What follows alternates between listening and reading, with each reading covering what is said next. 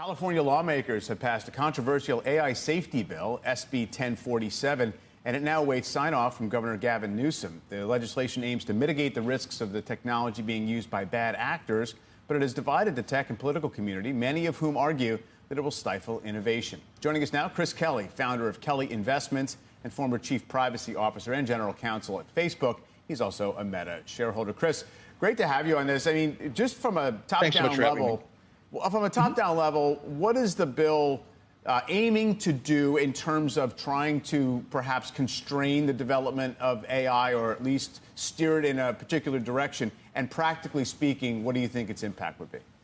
It's aiming to do a good thing, which is to force companies to be aggressive in looking at the safety implications of the implementation of artificial intelligence.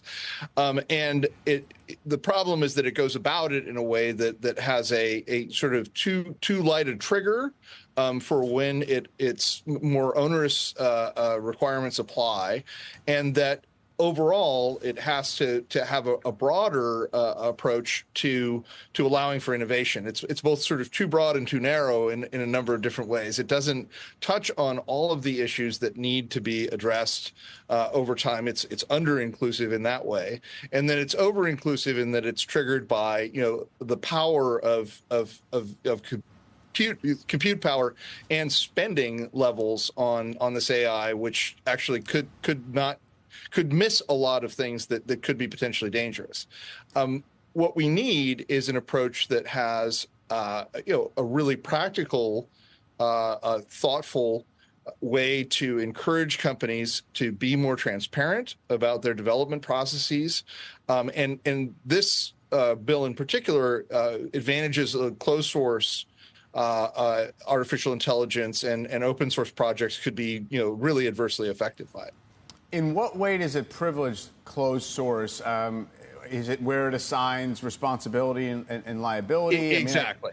Exactly. And the potential of liability for open source projects where there might not be any control at all on the part of the companies is a particular worry. And that's something that's been highlighted by Speaker Pelosi, by Zoe Lofgren, people who are very sophisticated technology regulators on the federal level.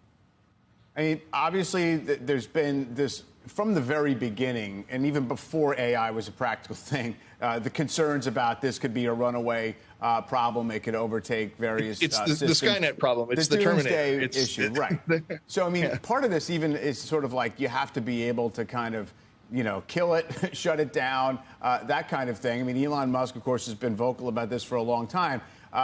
Is it not worthy of some kind of legislative action to try to at least address that?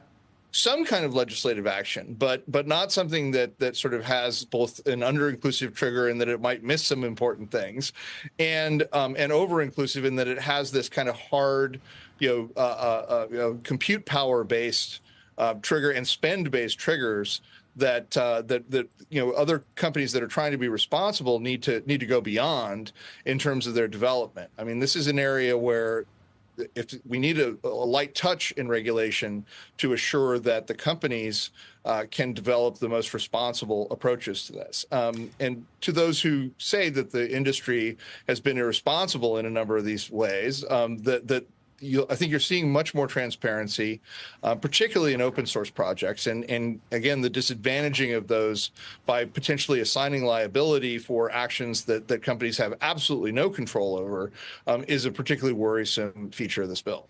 And Chris, there's a really interesting split when you look at the competitors here, Anthropic and some other companies basically saying, Elon Musk, for instance, saying we support this. Sam Altman at OpenAI is saying they oppose it. He would like federal legislation. I don't know if that's just a cop-out, but do you think the states, California being first, should be doing anything? Should they wait on the federal? And do you see any sign that we will get federal legislation? Which should we have in an ideal world?